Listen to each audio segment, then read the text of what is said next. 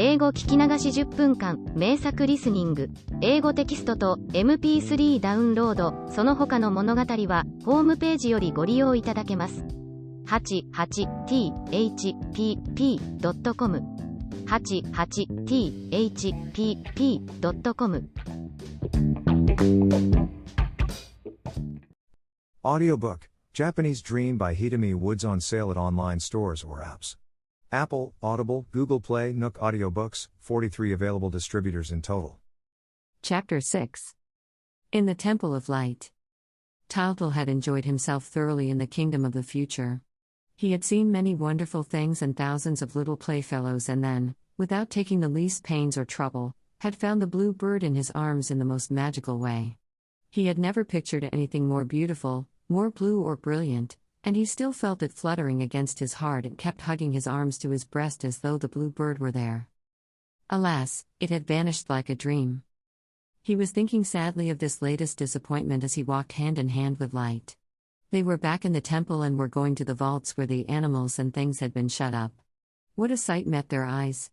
The wretches had eaten and drunk such a lot that they were lying on the floor quite tipsy. Tylo himself had lost all his dignity. He had rolled under the table and was snoring like a porpoise. His instinct remained, and the sound of the door made him prick up his ears.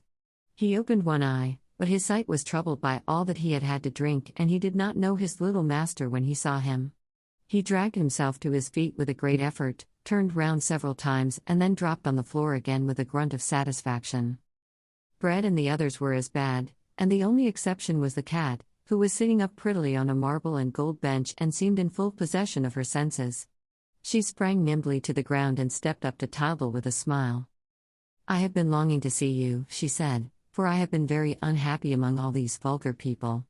They first drank all the wine and then started shouting and singing and dancing, quarreling and fighting and making such a noise that I was very glad when, at last, they fell into a tipsy sleep."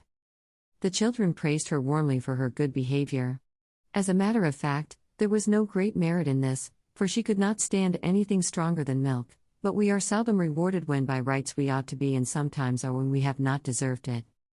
After fondly kissing the children, Tylette asked a favor of Light. "I have had such a wretched time," she whined. "Let me go out for a little while, it will do me good to be alone." The cat at once draped her cloak round her, opened the door and ran and bounded out into the forest.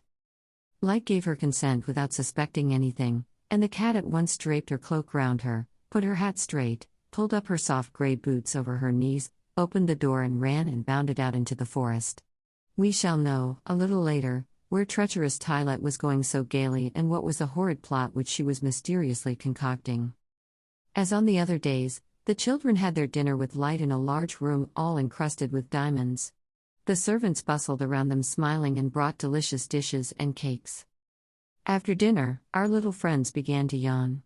They felt sleepy very early, after all their adventures, and Light, ever kind and thoughtful, made them live as they were accustomed to on earth. So as not to injure their health by altering their habits, she had set up their little beds in a part of the temple where the darkness would seem like night to them. They went through any number of rooms to reach their bedroom. They had first to pass all the lights known to man and then those which man did not yet know. There were great sumptuous apartments in splendid marble, lit up by rays so white and strong that the children were quite dazzled. "That is the light of the rich," said Light to Tildal. "You see how dangerous it is. People run the risk of going blind when they live too much in its rays, which leave no room for soft and kindly shade." And she hurried them on so that they might rest their eyes in the gentle light of the poor. Here, the children suddenly felt as if they were in their parents' cottage, where everything was so humble and peaceful. The faint light was very pure and clear, but always flickering and ready to go out at the least breath. Next they came to the beautiful light of the poets, which they liked immensely, for it had all the colors of the rainbow, and, when you passed through it, you saw lovely pictures, lovely flowers and lovely toys which you were unable to take hold of. Laughing merrily, the children ran after birds and butterflies, but everything faded away as soon as it was touched. "Well, I never," said Tildal, as he came panting back to Light. "This beats everything. I can't understand it." "You will understand later," she replied, "and, if you understand it properly, you will be among the very few human beings who know the blue bird when they see him." After leaving the region of the poets, our friends reach the light of the learned, which lies on the borders of the known and the unknown lights. Let's get on, said Taltal. This is boring. To tell the truth, he was a little bit frightened, for they were in a long row of cold and forbidding arches, which were streaked at every moment by dazzling lightning flashes, and, at each flash, you saw out of the way things that had no name as yet. After these arches, they came to the lights unknown to man, and Taltal, in spite of the sleep that pressed upon his eyelids, could not help admiring the hall with its violet columns and the gallery with its red rays. And the violet of the columns was such a dark violet and the red of the rays such a pale red that it was hardly possible to see either of them. At last, they arrived at the room of smooth, unflecked black light, which men call darkness because their eyes are not yet able to make it out. And here the children fell asleep without delay on two soft beds of clouds. Audiobook, The Family in Kyoto, One Japanese Girl Got Freedom by Hitomi Woods on sale at online stores or apps. Apple Books, Google Play, Audible, 43 available distributors in total.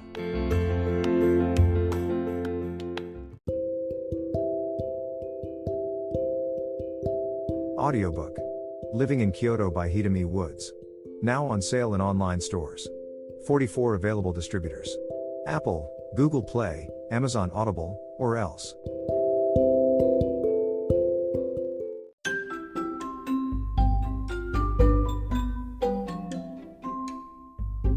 大好評。秀美ウッズがデザインしたとってもかわいいオリジナルグッズが手に入る。トートバッグ、缶バッジ、ステッカー、T シャツ、トレーナー、パーカー、文具、その他いろいろ、エリゼン .com で見てみてね。erizen.com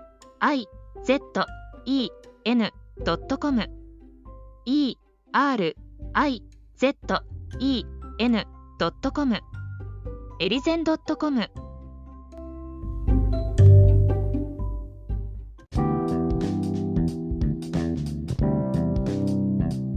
英語聞き流し10分間名作リスニング英語テキストと MP3 ダウンロードその他の物語はホームページよりご利用いただけます。